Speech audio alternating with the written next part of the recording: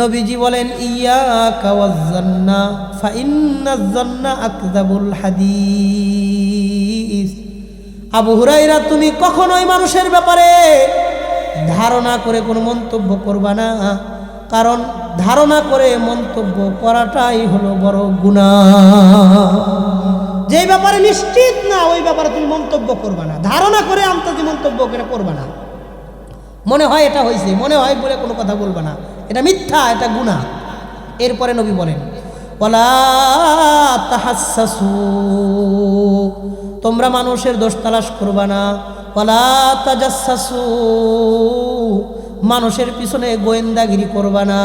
ওয়ালা তাহাসাদু, তোমরা পরস্পরে হিংসা করবা না।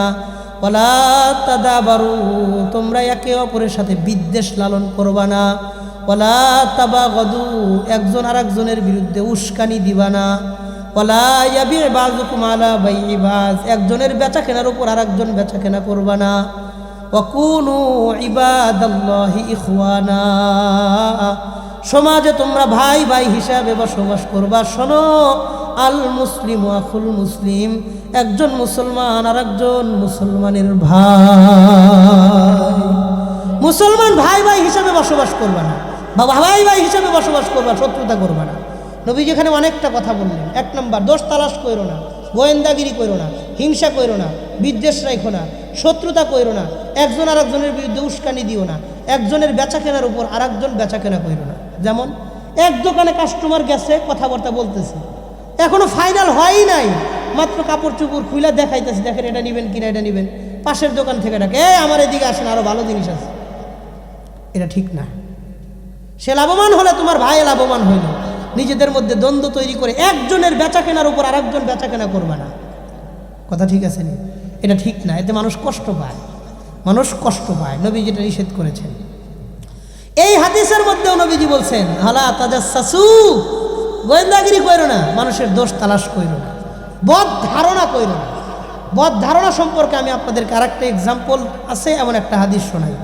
বুখারী শরীফের 3101 নম্বর হাদিস, 3101, 3101 এই নাম্বার হাদিস। হাদিসের বর্ণনাকারী সাহাবীর নাম সফিয়া বিনতে হুয়াই রাদিয়াল্লাহু আনহু, আম্মা জান নবীজির স্ত্রী। তিনি বলেন ওয়ান সফিয়াতা বিনতি হুয়াই রাদিয়াল্লাহু আনহু আন্নাহা ক্বালাত, আম্মা জান সফিয়া রাদিয়াল্লাহু আনহা বলেন আন্নাহা জাআত রাসূলুল্লাহি সাল্লাল্লাহু আলাইহি ওয়াসাল্লাম ফিল মাসজিদি ফিল আশরিল আওয়াখিরি মিন রমাযান। নবীজি রমজান মাসে ইতিকাফে বসেছেন, শেষ 10 দিনে মসজিদে। নবীজি আম্মা জান সফিয়া বাড়ি থেকে আসছেন নবীজির সাথে কথা বলার জন্য। বাসা থেকে মসজিদে গেছেন নবীজির কাছে জরুরি একটা কথা বলার জন্য। তিনি ইতিকাফে বসছেন, আসতে পারবেন না বাসায়, এই জন্য আম্মা জান মসজিদে নববীতে গেছেন নবীজির লোকে দেখা করার জন্য। খেয়াল করেন, যায়া কথা বলছেন। ওই সময় পর্দার বিধান নাজিল হয়েছে, মহিলারা তখন মসজিদে যাওয়া আসা করতে পারে, নামাজ আদায় করতে পারে, এটার ব্যাপারে কোনো নিষেধাজ্ঞা ছিল না। আম্মা জান মসজিদে নববীতে আসার পর ফালাম্মা কামাত ওয়ানসারাফাত, আম্মা জান যখন দাঁড়াইছেন, কথা বলে শেষ করে যখন রওনা দিবেন, কামা মাআহা রাসূলুল্লাহি সাল্লাল্লাহু আলাইহি ওয়াসাল্লাম, নবীজিও দাঁড়াইছেন, দাঁড়ায়া মসজিদের দরজা পর্যন্ত আগায়া দেওয়ার জন্য আসছেন। ফালাম্মা বালাগা বাবাম মিনাল মাসজিদি মিন বাবি উম্মি সালামাতা যাওজিন নবী সাল্লাল্লাহু আলাইহি ওয়াসাল্লাম, আম্মা জান উম্মে সালামা রাদিয়াল্লাহু আনহুর বাসার পাশে মসজিদে নববীর যেই দরওয়াজা ছিল, নবীজি ওই দরওয়াজায় দাঁড়ায়া আম্মা জান সফিয়া রাদিয়াল্লাহু আনহার সাথে কথা বলতেছিলেন। কথা বলতে বলতে দরওয়াজার কাছে গিয়াও 2-4টা কথা বলতেছিলেন। বিদায়ের মুহূর্ত কিছু কথা বলতেছিলেন দরওয়াজায় দাঁড়ায়া। মাররা বিহিমা রাজুলানি মিনাল আনসার, হঠাৎ 2জন আনসারী সাহাবী মসজিদে নববীর দরজার সামনে দিয়ে রাস্তা দিয়ে যাইতেছে। যাওয়ার সময় ফাসাল্লামা আলা রাসূলিল্লাহি সাল্লাল্লাহু আলাইহি ওয়াসাল্লাম, 2জন সাহাবী নবীজিকে সালাম দিয়েছেন। নবীজি তার স্ত্রীর সাথে মসজিদে নববীর দরজায় দাঁড়ায়া কথা বলতেছেন। পাশ দিয়ে দুইজন সাহাবী যাওয়ার সময় নবীজির সালাম দিছে। সালাম দেওয়ার পরে সুম্মান ফাজা, এই দুই সাহাবী সামনের দিকে আগায় গেছেন। নবীজি পিছন দিক থেকে ডাক দিয়ে বললেন, আলা রিসলিকুমা, এই দুইজন তোমরা দাঁড়াও। দুইজন দাঁড়ানোর পর আম্মা জান সফিয়া রাদিয়াল্লাহু আনহা তিনি মসজিদের ভিতরে গেছেন, ওই দুইজনকে ডাক দিয়া কাছে আইনা নবী বলতেছেন, ইন্নামা হিয়া সফিয়াতু বিনতি হুয়াই, এই শোনো, ইনি হলেন তোমাদের মা, আমার বিবি সফিয়া রাদিয়াল্লাহু আনহা, তার সাথে আমি কথা বলতেছি। এবার দুইজন সাহাবী মনের মধ্যে কষ্ট নিয়েছে। ফাকালা সুবহানাল্লাহ ওয়া কাবুরা আলাইহিমা যালিকা, তারা মনে মনে বলতেছে, নবীজি আমরা আপনারে সালাম দিয়েছি, এর অর্থ এটা না যে আমরা আপনার ব্যাপারে অন্য কিছু মনে করছি। আস্তাগফিরুল্লাহ, আল্লাহর কাছে পানা চাই, নবীজি আপনার ব্যাপারে আমরা কোনো খারাপ ধারণা আমরা করি নাই। নবীজি বললেন, শোনো, ইন্না শাইতান ইয়াজরি মিনাল ইনসানি মাজরাদ দাম, শয়তান মানুষের শরীরে যেই যেই জায়গায় রক্ত প্রবেশ করেছে, যেই যেই জায়গায় রক্ত প্রবেশ করতে পারে, শয়তান মানুষের শরীরের ওই ওই জায়গায় প্রবেশ করতে পারে। ওয়া ইন্নী খাশিতু আইয়াকযিফা ফি কুলুবিকুমা শাইআ, আমি ভয় করতেছিলাম শয়তান তোমাদের মনের মধ্যে না জানি কোনো ওয়াসওয়াসা তৈরি করে দেয় কিনা, শয়তান যেন তোমাদেরকে ধোঁকা দিতে না পারে, এই জন্যই আমি তোমাদেরকে ডাক দিয়ে বিষয়টা ক্লিয়ার করে দিলাম, শয়তান যেন তোমাদের মনে কোনো উস্কানি দিতে না পারে। এই নবীজিরে দেখলাম মসজিদ নববীর মধ্যে দাঁড়ায়া কার লোকে কথা কইতেছে, এইরকম যেন কোনো ধারণা তৈরি করে করতে না পারে, এই জন্য আমি তোমাদেরকে বিষয়টা বুঝাই দিলাম। এই হাদিস থেকে দুইটা জিনিস জানলাম। এক নাম্বার, প্রথম কথা হলো কারো ব্যাপারে ধারণা করাই ঠিক না। দুই নাম্বার, এমন একটা কাজ যদি আমি করতেছি যে মানুষ দেখলে এটারে খারাপ ধারণা করতে পারে, ওই কাজটা আগেই ক্লিয়ার করে দেওয়াও আমার দায়িত্ব। কথা ঠিক আছে? হ্যাঁ, এটা দায়িত্ব, এটা দায়িত্ব। এই জন্য ইমাম বুখারী রাহিমাহুল্লাহ যখন হাদিস লেখেন, উনি একটা সফরে বের হয়ে গেছেন, খেয়াল করেন, নৌকা পথে সফর করতেছেন, তার সাথে 10,000 স্বর্ণ মুদ্রা ছিল, 10,000 আশরাফি মুদ্রা, সবচাইতে ভালো যে মুদ্রা, 10,000 মুদ্রা নিয়ে একটা ব্যাগে নিয়ে তিনি নৌকা দিয়ে যাইতেছেন। তো এক লোক কাছে বসে জিজ্ঞেস, এটার মধ্যে কি? তো উনি এত বড় মুহাদ্দিস, মিথ্যা কথা বলা যাবে না, তিনি বলছেন কিছু টাকা আছে। কত আছে? 10,000 আশরাফি, 10,000 স্বর্ণ মুদ্রা। কয় হ্যাঁ। কয় দেখি, খুলছে, দেখাইছে, কয় সব কি একরকম? ওই লাল লাল? কয় হ্যাঁ, সবগুলো একরকম। ঠিক আছে। একটু পরে লোকটা পাশের থেকে উঠে গিয়া নৌকার কিনারায় গেছে, গিয়ে হাউমাউ করে কান্না শুরু করে দিছে, হাই হাই আমার 10,000 টাকা, 10,000 আশরাফি হারায় গেছে। এমন একটা লাল ব্যাগের মধ্যে পয়সাগুলোর সাইজ এমন, সব একরকম, কোনো ভিন্নতা নাই। বুকে থাবড়ায়, মাথায় থাবড়ায়, কান্নাকাটি শুরু করে পরিস্থিতি গরম করে ফেলেছে। আমি নৌকার মধ্যে নিয়ে উঠলাম, এখন হঠাৎ করে দেখে আমার কাছে নাই। তো নৌকার মধ্যে যদি চোর থাকে, সে কি এখান থেকে পালাইতে পারবে না? নৌকার মালিককে বলছে, আপনি নৌকা থামান, আমার যে টাকা রয়েছে এটা নৌকার মধ্যেই আছে। তাহলে নৌকা থামাইছে, থামানোর পরে পুরা নৌকা চেকিং করতেছে, তাল্লাশ করতেছে কার কাছে আছে। দেখবেন যারা একটু বাটপার স্বভাবের হয়, যে ইমাম বুখারীর আগে চেক করবো না, এরা সবার পরে চেক করবো। কেন? যেন খুঁজে খুঁজে না পায় নাটকটা যেন সুন্দর হয়, এই জন্য সবার পরে তারে ধরবে। কথা ঠিক আছে? ইমাম বুখারী রাহিমাহুল্লাহ বেকায়দায় পড়ে গেলেন, আমি কি করব? আমি এত হাদিসের খেদমত করতেছি, আজকে যদি মানুষের সামনে আমি চোর প্রমাণিত হই, এখানে আমি যদি নির্দোষ 1000 বার দাবি করি আমি নির্দোষ, প্রমাণের কোনো সিস্টেম নেই। তাহলে আমি যদি চোরের অপরাধী হই, অপবাদিত হয়ে যাই, তাহলে তো আমার ইলমে হাদিসের খেদমত কেউ কবুল করবে না, বলবে সে চোর ছিল, তার পক্ষ থেকে হাদিস নেওয়া জায়েজ নাই।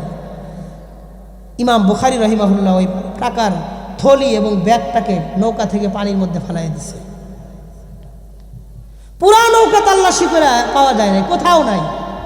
পরে মানুষ সবাই ওই লোকের উপর তারা হচ্ছে, মিয়া আপনি কই টাকা ফেলাই থিয়েছেন, আমাকে সময় নষ্ট করলেন, নৌকার মধ্যে কই টাকা থাকলে কই আমরা দেখতাম না, এই নৌকা চালাও।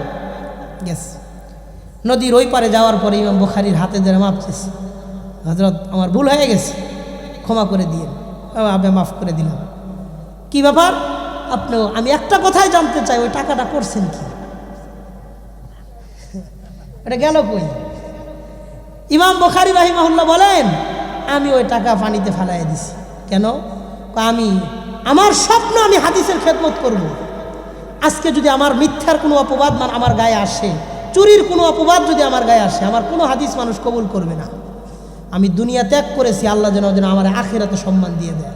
এই জন্য কোরআন শরীফের পরে পৃথিবীর মধ্যে মানুষ যেই কিতাবকে সবচেয়ে বেশি মানে সেটা হলো বুখারী শরীফ।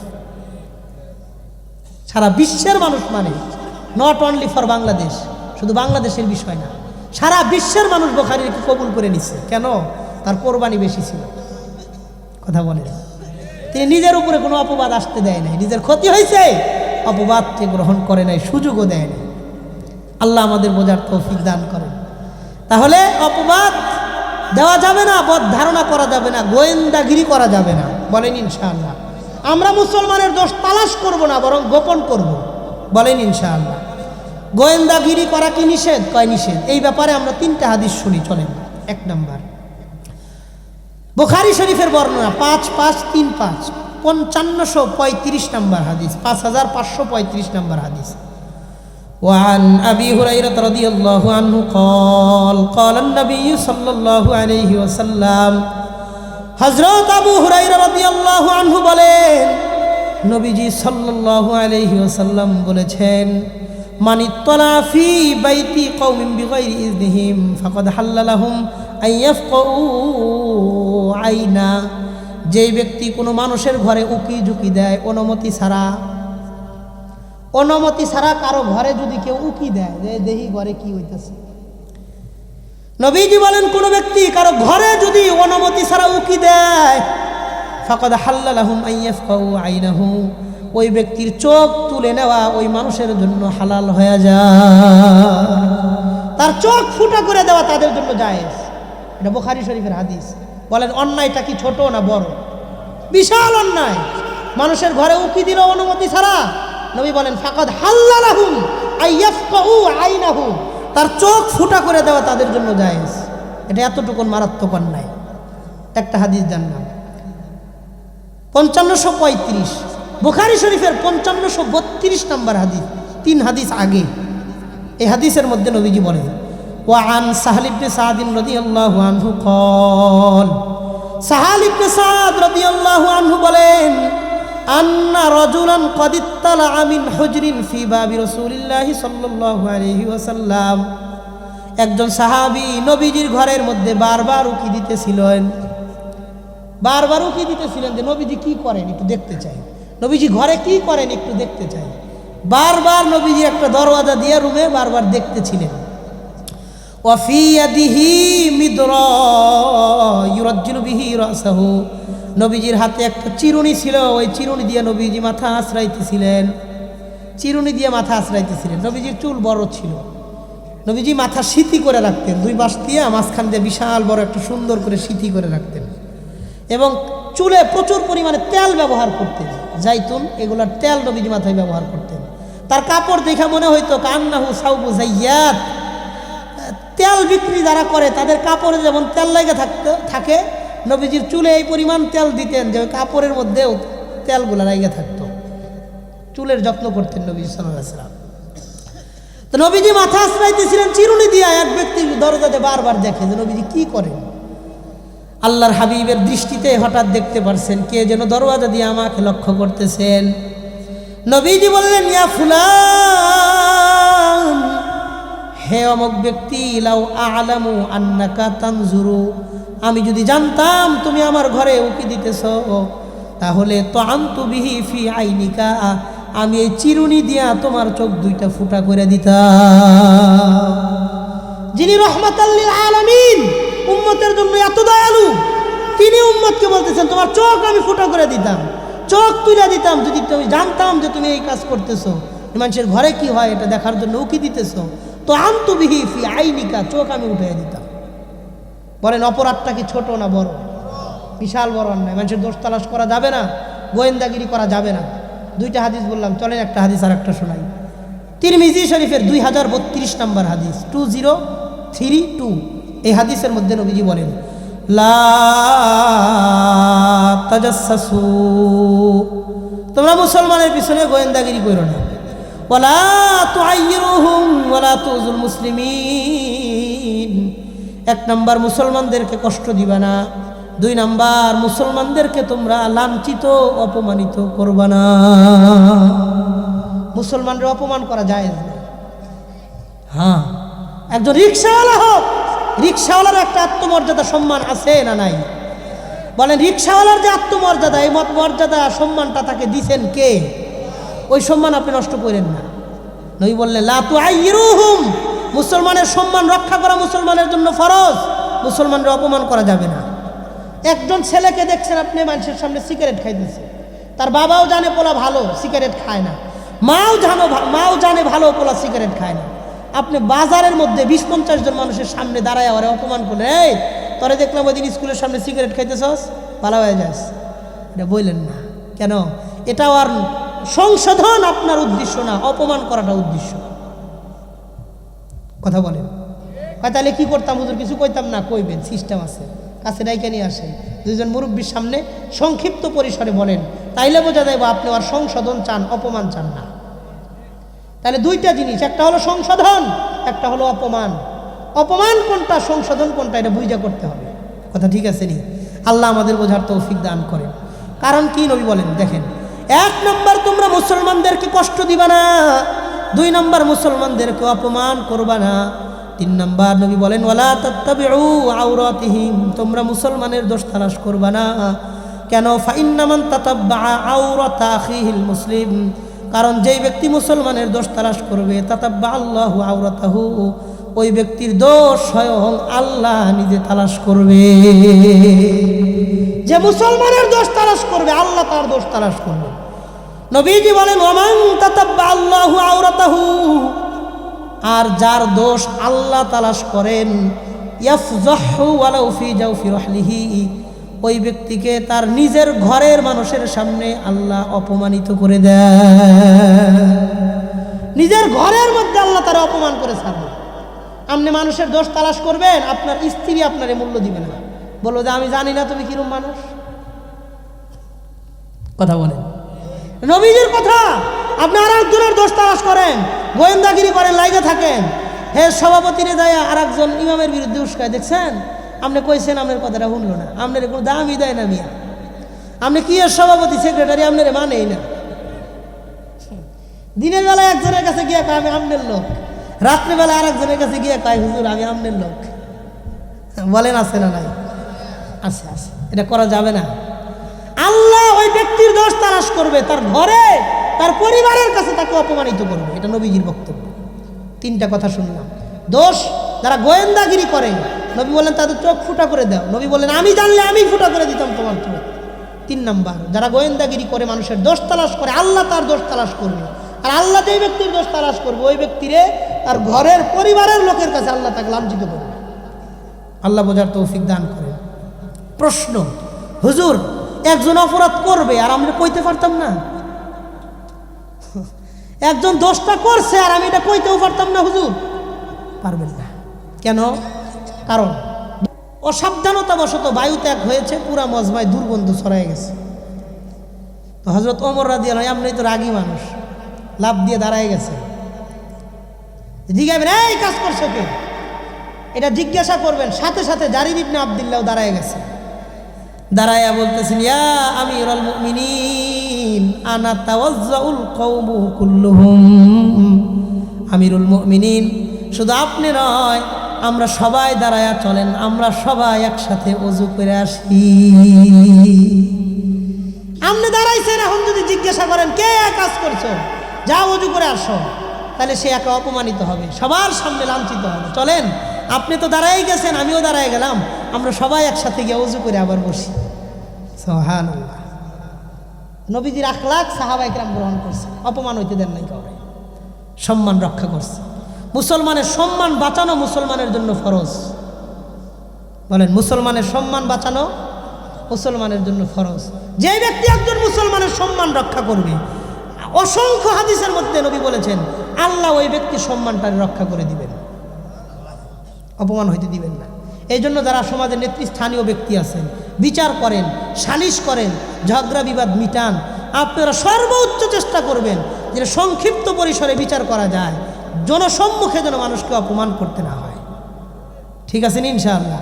এই বিষয়টা খুব খেয়াল, মুসলমানের সম্মানের গুরুত্ব যেন আমাদের কাছেও থাকে। নিজে অপমান হলে যেমন খারাপ লাগে, মানুষকে অপমান করতেও যেন আমাদের খারাপ লাগে। ঠিক আছে ইনশাআল্লাহ? প্রশ্ন, হুজুর যারা একে অপরের দোষ প্রকাশ করে, দোষ তালাশ করে, দোষ খোঁজাখুঁজি করে, তাদের শাস্তি কি? তাদের ভয়াবহ রকমের শাস্তির কথা আছে। যারা মানুষের দোষ গোপন করে তাদের ফজিলত কি, লাভ কি? অনেকগুলা লাভের কথা আছে। চলেন আমরা কিছু লাভ আর ক্ষতি, শাস্তি আর ভয়াবহতা নিয়ে কিছু কথা শুনি। যারা মুসলমানের দোষ তালাশ করবে তাদেরকে আল্লাহ 4টা শাস্তি দিবেন। কয়টা? 1 নম্বর, বুখারী শরীফের 7179 নম্বর হাদিস, 7179। এই হাদিসের মধ্যে নবীজি বলেন, মান কানা লাহু ওয়াজহানে ফিদ দুনিয়া, যেই ব্যক্তির দুনিয়াতে 2টা চেহারা থাকবে। কয়টা? নবীজি সাল্লাল্লাহু আলাইহি ওয়াসাল্লাম বলেন, ইন্না শাররান নাস যুল ওয়াজহাইন ইয়াতি হাউলাই বিওয়াজহিন ওয়া হাউলাই বিওয়াজহিন। পৃথিবীর মধ্যে সবচাইতে নিকৃষ্ট মানুষ হলো তারা যারা এক একজনের কাছে এক এক রকমের চেহারা নিয়ে উপস্থিত হয়। দিনের বেলায় নেতার কাছে গিয়া কয় আমি আপনার লোক, রাতের বেলায় আরেকজনের কাছে মিটিংয়ে গিয়া কয় আমি আপনার লোক। 2 চেহারাওয়ালা মানুষ।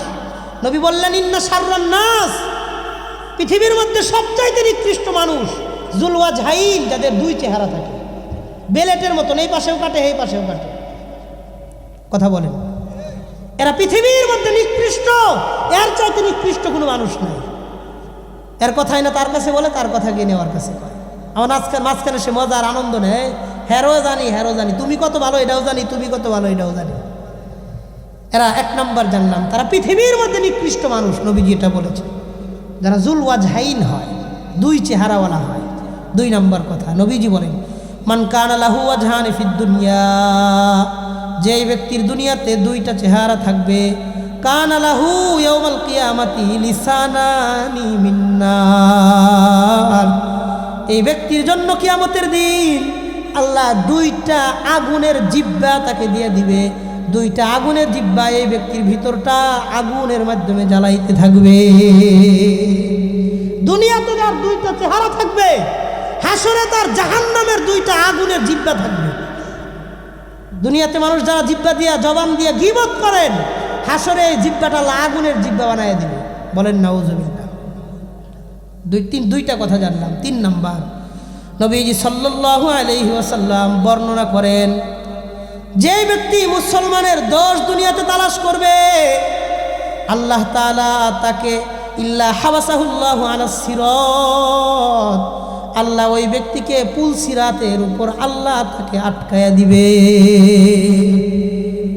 হাসরের মাঠে পুল সিরাতের ওই পুলের উপরে আল্লাহ তারা আটকায়া দিবেন। ওমান হামাল মুমিনা মিনাদ দুনুব, আর যেই ব্যক্তি গুনাহ থেকে মুসলমানের গুনাহটাকে ঢাইকা রাখবে, ওই ব্যক্তিকে গোপনে আল্লাহ পুল সিরাত পার করে দিবে।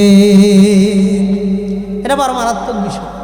দোষ গোপন না করে প্রকাশ করলে ফুল সিরাতের পুলের উপরে আল্লাহ ওই ব্যক্তির আটকায় দিবে, যেতে পারবে না। দোষ গোপন রাখলে ফুল সিরাতের পুল পার হওয়া আল্লাহ তার জন্য সহজ করে দিবেন। 3টা। 4 নম্বর, নবীজি সাল্লাল্লাহু আলাইহি ওয়াসাল্লাম বলেন, আতাইতু লাইলাতান উসরিয়া বি আলা কওম, মেরাজের রজনীতে আমারে যখন জিবরাইল আমিন আসমানে নিয়ে যান, মারারতু বিকওমিন, আমি এমন একটা জাতির পাশ দিয়ে যাইতেছিলাম, আজফারুহুম মিন হাদিদিন ওয়া নুহাসিন, তাদের নখগুলা বিশাল বড় বড় লোহা আর তামার নখ, ইয়াখমিশুনা উজুহাহুম ওয়া সুদুরাহুম, তারা এই নখ দিয়া চেহারাটারে ফাড়তেছে, বুকটাকে তারা ফাড়তেছে। এই নখগুলা লোহার, তামার আর লোহার বড় বড় নখ দিয়া টাইনা চেহারা ফাঁকাইতেছে আর বুকটারে ছিঁড়তেছে। নবীজি জিজ্ঞাসা করলেন, মান হাউলাইয়া জিবরিল, জিবরাইল এই সমস্ত মানুষগুলা কারা, তাদেরকে আল্লাহ এমন শাস্তি কেন দিতেছেন? নবীজিকে জিবরাইল আমিন উত্তর দিয়া বললেন, হাউলাইল্লাযীনা ইয়াকুলুনা লুহুমান নাস ওয়া ইয়াকউনা ফি আরাযিহিম, এই সমস্ত মানুষরা মানুষের গীবত করত, তাদের সম্মান নষ্ট করত। এই জন্য আল্লাহ তাআলাও তাদেরকে এমন শাস্তির ব্যবস্থা করেছে। বলেন নাউজুবিল্লাহ। লোহার তামার নখ দিয়ে তাদের চেহারা ফাটতে থাকবে হাসরের দিন। তাহলে এক নাম্বার, তারা পৃথিবীর মধ্যে নিকৃষ্ট মানুষ, যারা মানুষের দোষ খুঁজে বেড়ায়। মা বোন, 2-4 মা বোন একসাথে বসলেই তো বিভিন্ন গাট্টি খুইলা খুইলা বসেন, মানুষের গীবত করেন, কইরেন না। নবী বলছেন তারা পৃথিবীর নিকৃষ্ট মানুষ। 2 নাম্বার, যার দুনিয়াতে 2টা চেহারা থাকবে, মানে মুনাফিকি স্বভাব থাকবে, হাসরে তার 2টা জাহান্নামের জিহ্বা, আগুনের জিহ্বা আল্লাহ তাকে দিবে। 3 নাম্বার, পুল সিরাতের উপর আল্লাহ তাকে আটকায় দিবে, পার হইতে দিবেন না। 4 নাম্বার, নবীজি বলেন তাদেরকে লোহা আর তামার নখ দিয়া চেহারা এবং বুকগুলা ফাটতে থাকবে। আল্লাহ আমাদের বোঝার তৌফিক দান করুন। তো গীবত করলে, দোষ তালাশ করলে এই শাস্তি জানলাম। হুজুর প্রশ্ন, গীবত না করে মুসলমানের দোষ গোপন করলে কি ফায়দা? বহুত ফায়দা। চলেন এই ব্যাপারে 3টা হাদিস শুনি। নবীজি সাল্লাল্লাহু আলাইহি ওয়াসাল্লাম বলেন, মুসলিম শরীফের 2699 নম্বর হাদিস, নবীজি বলেন, ওয়ান আবি হুরায়রা রাদিয়াল্লাহু আনহু قال, নবীজি সাল্লাল্লাহু আলাইহি ওয়াসাল্লাম বলেন, মান সাতারা মুসলিমান সাতারাহুল্লাহু আলাইহি ফিদ দুনিয়া ওয়াল আখিরাহ। যেই ব্যক্তি মুসলমানের দোষকে গোপন করবে, ওই ব্যক্তির দোষগুলোকে আল্লাহ দুনিয়া এবং আখিরাতে গোপন করে রাখবে। মুসলমানের একটা দোষ আমি জানার পরেও যদি গোপন রাখি, আমার আপনার দোষগুলো আল্লাহ গোপন রাখবে। বলেন, আমার আপনার দোষ নাই? আমার আপনার এই পরিমাণ অপরাধ, অন্যায়, দোষ যদি আল্লাহ শুধু গোপন না রাইখা প্রকাশ করতেন, আল্লাহর কসম এই চেহারা নিয়ে আপনি আমার আপনার বিবি পোলাপানের সামনে দাঁড়াইতে পারতাম না, আপনার মুরব্বীদের সামনে দাঁড়াইতে পারতাম না, ইমামের মুসল্লায় আমরা দাঁড়াইতে পারতাম না, যদি আল্লাহ দয়া করে দোষগুলো আল্লাহ গোপন না রাখতেন। কথা বলেন, সে খারাপ মানে তার দোষটা প্রকাশ পাইছে, আর আমি ভালো মানে আমার দোষটা প্রকাশ পায় না। অপরাধ আর দোষের ক্ষেত্রে দুজন সমান। হয়তো আল্লাহ তারটা প্রকাশ হইতে দিছে, আমারটা প্রকাশ হইতে দেয় নাই। কথা বলেন ঠিক কিনা? বুখারী শরীফের 6069, 6070 2টা হাদিসের মধ্যে নবীজি আশ্চর্য রকমের কথা বলে গেছে। যারা অনেক যুবক মানুষ আছে, যারা নিজের দোষ নিজেই প্রকাশ করে, আর একজন কি প্রকাশ করবো, হ্যাডটা হে নিজেই করে। যেমন এই হাদিসটা শোনেন, বুখারী শরীফের 6069 নম্বর হাদিস, নবীজি বলেন, ওয়ান আনাস রাদিয়াল্লাহু তাআলা আনহু قال, হযরত আনাস ইবনে মালিক রাদিয়াল্লাহু আনহু বলেন, নবীজি সাল্লাল্লাহু আলাইহি ওয়াসাল্লাম বলেন, কুল্লু উম্মতি মুআফাতু ইয়াউমাল কিয়ামাতি ইল্লাল মুজাহিরিন। কিয়ামতের দিন আল্লাহ তাআলা আমার সমস্ত উম্মতদেরকেই মাফ করে দিবেন, তবে এক শ্রেণীর মানুষকে আল্লাহ কখনো মাফ করবেন না।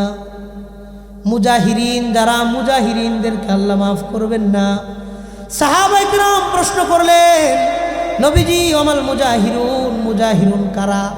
আল্লাহর হাবিব বললেন, ওয়া ইন্না মিনাল মুজানাতি আইয়ামালার রাজুলু বিল্লাইলি আমালা।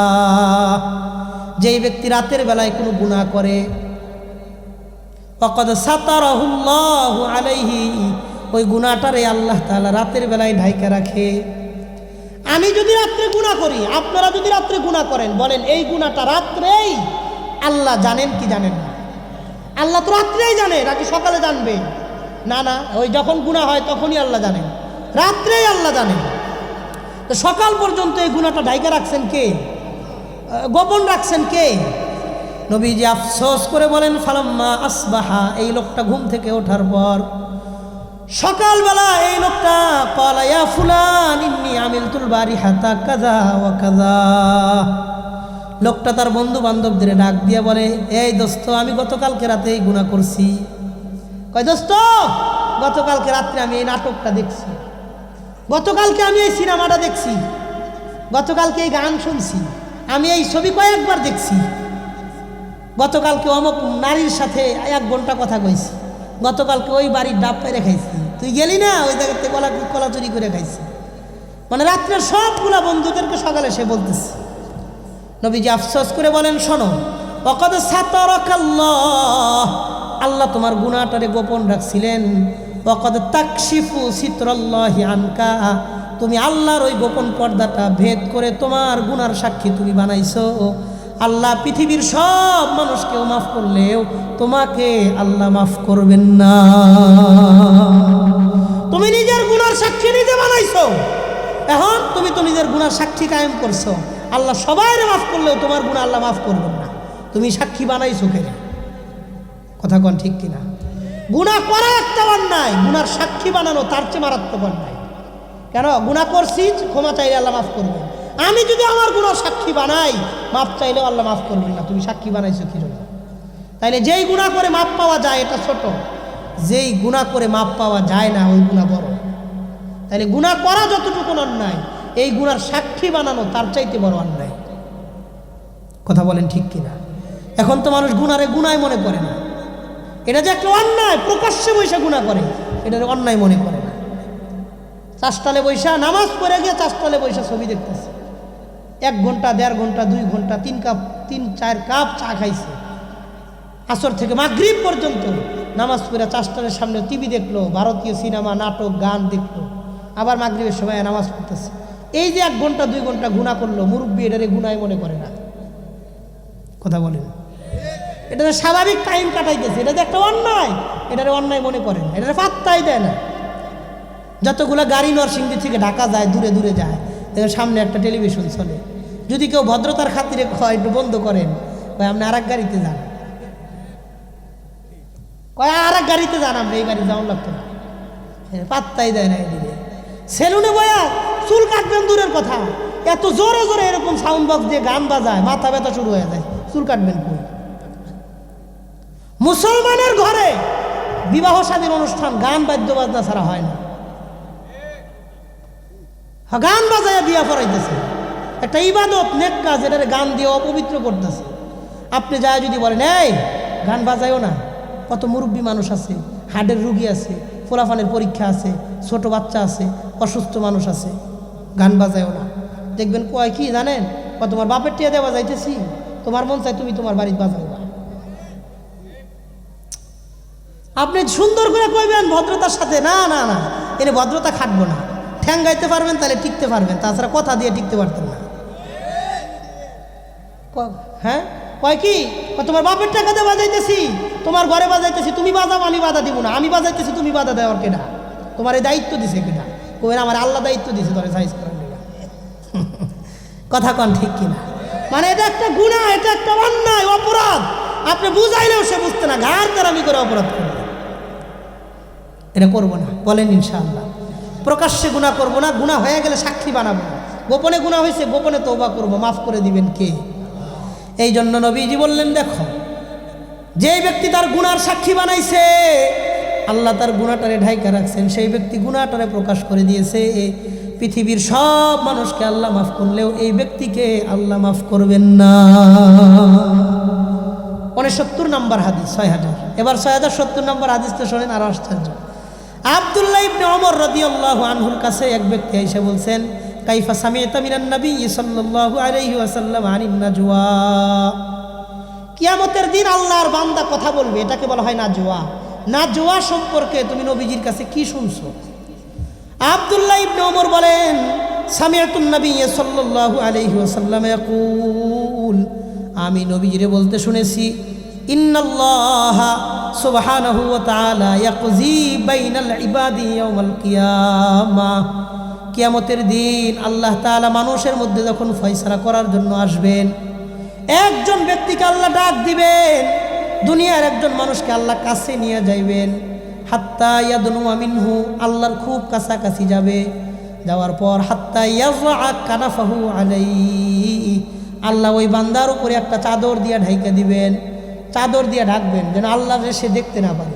কাছাকাছি আইনা একটা চাদর রুমাল দিয়ে ঢাইকে এই বান্দারে আল্লাহ কানে কানে জিগাইবেন, আফআলতা কাযা ওয়া কাযা ফিদ দুনিয়া, এই তুমি কি দুনিয়াতে এই এই গুনাহটা করছো? তোমার কি মনে আছে এটা করছো? ফায়াকুলুল আবদু, বান্দা জবাব দিয়ে বলবে, ওয়া ইউকাররিরু বালা ইয়া রাব্বি, বলবে হ্যাঁ আল্লাহ আমি এটা করছি। এটাও করছো? কয় হ্যাঁ। এরপরেরটা? কয় এটাও করছি। এই সবগুলা গুনাহ তুমি করছো? কয় আল্লাহ সবগুলা গুনাহ আমি করছি। আল্লাহ তাআলা বলবেন, ওয়াকাদ সাতারতু আলাইকা ফিদ দুনিয়া ফাআনা আগফিরুহা লাকাল ইয়াউম, আমি সারা জীবন তোমার গুনাহটাকে গোপন রেখেছিলাম, আমি আল্লাহ এই গোপন অবস্থায় গোপন রেখেই তোমার গুনাহগুলো মাফ করে দিলাম। যে আল্লাহ আমি সারা জীবন গোপন রাখতে পারছি, তা আজকেও তো গোপন রাখতে পারবো। যাও, সারা জীবন তোমার গুনাহ আমি জানার পরেও গোপন রাখছি, তুমিও কাউরে বলো নাই, আমি আজকে গোপনেই তোমার গুনাহ মাফ করে দিলাম। এই জন্য গুনাহ করা এটা যতটা অন্যায়, গুনাহ প্রকাশ করা তার চেয়ে মারাত্মক অন্যায়। কথা বলেন ঠিক কিনা? এখন কথা হলো, হুজুর অনেকগুলা কথা জানলাম। প্রথমে দুইটা আয়াত থেকে বুঝেছিলাম দোষ প্রকাশ করা নিষেধ, দুইটা হাদিস থেকে জানলাম দোষ প্রকাশ করা নিষেধ।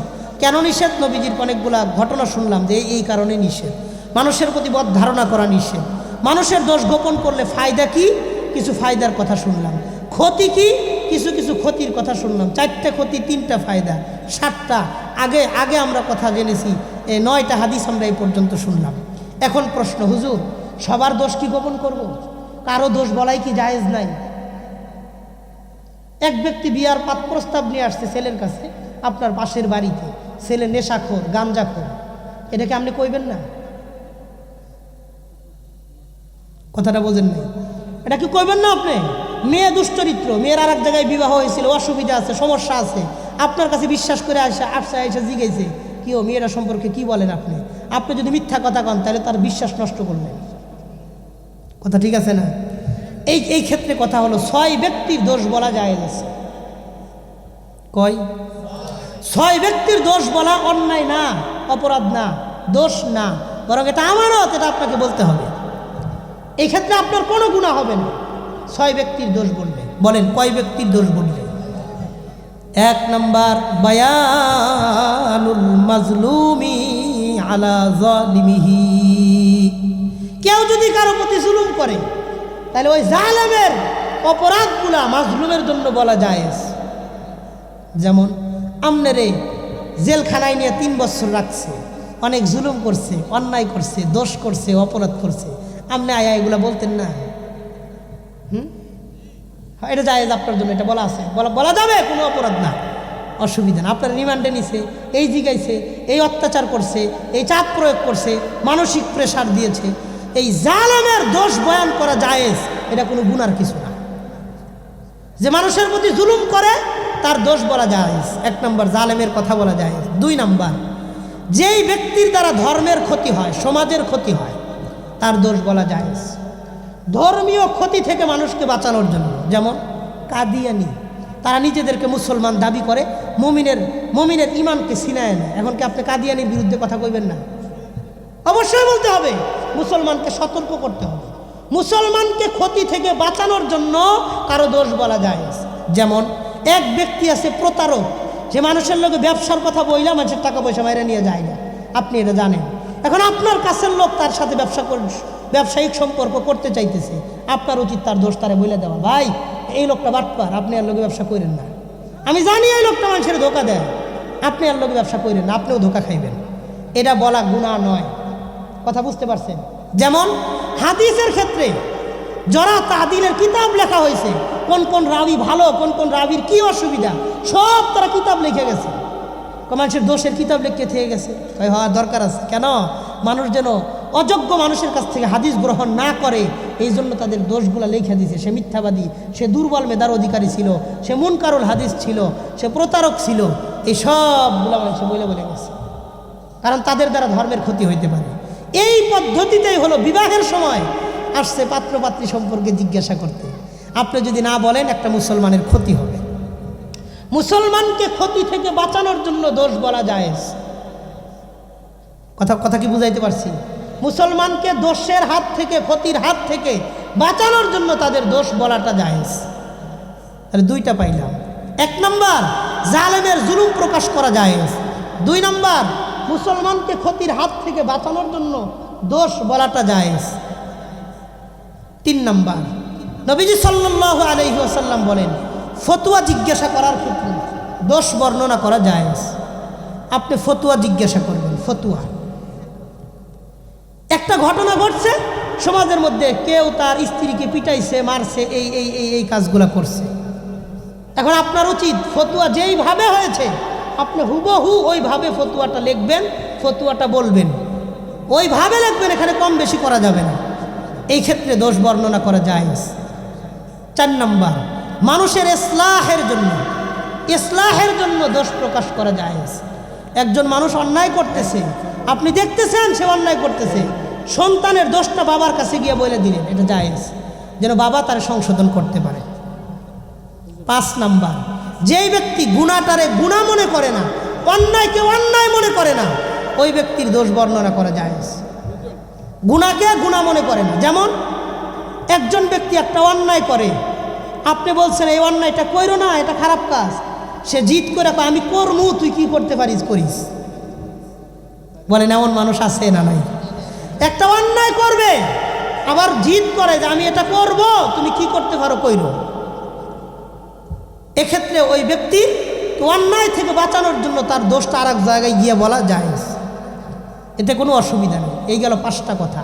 6 নম্বর, কারো পরিচয় বলতে গিয়া অপমান ছাড়া তার দোষ বলা যায়।